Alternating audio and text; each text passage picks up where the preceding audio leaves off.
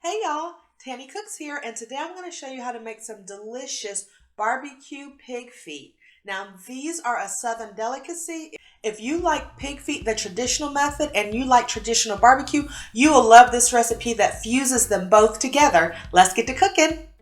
To start, we're going to clean our pig feet. We're going to take them out of the package and rinse them under cool running water. You'll notice on the left side of the pig foot is the actual meat, the darker pink part, and then this side is the skin with the little toes showing.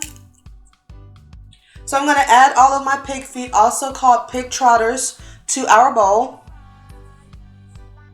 These are split in half. Sometimes you will find the pig feet whole. So you just want to rub each foot under the water, and you can see the water getting cloudy already. That's what you want. Any gunk or debris on the foot we want to get off. So we're actually going to do this running water cleanse multiple times, at least 2 or 3 times until the water is completely clear. So take your time. This cleaning process is the longest part of this recipe. So you can see I just dumped out the water, and now I'm adding a new batch of clean water. And now I'm adding lime. You can also use lemon, but citrus is a great option to help clean your meat, whether you're doing pork, beef, or chicken. So I'm just going to take the cut lime wedge and rub it over my pig foot, both sides, and in between the toes.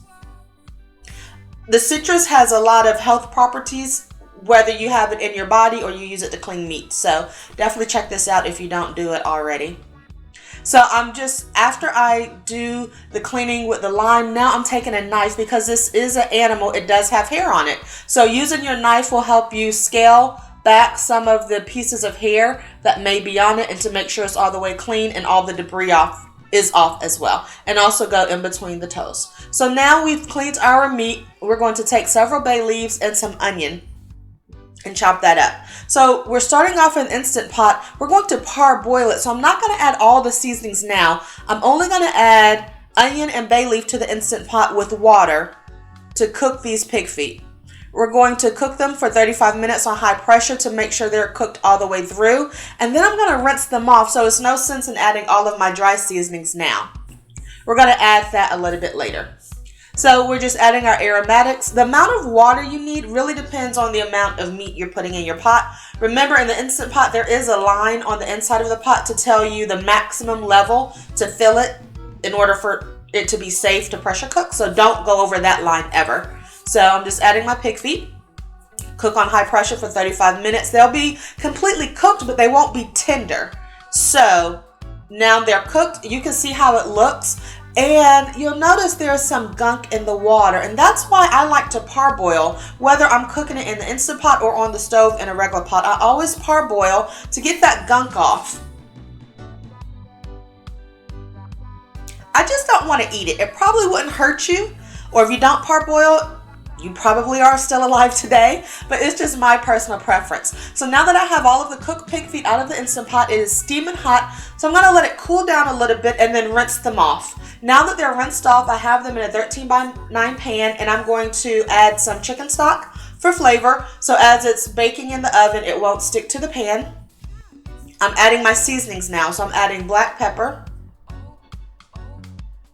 And you're going to add this to taste. I'm adding Lowry seasoning salt, and it may look like a lot of seasoning I'm adding, but I'm just adding it on one side, and then I'm going to use my hand to massage it on both sides. So now I'm adding my garlic powder.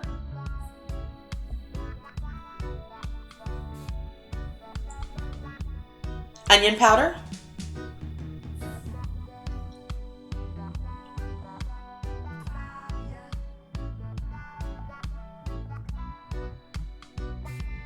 I'm doing this with one hand, so sorry if it's a little wobbly.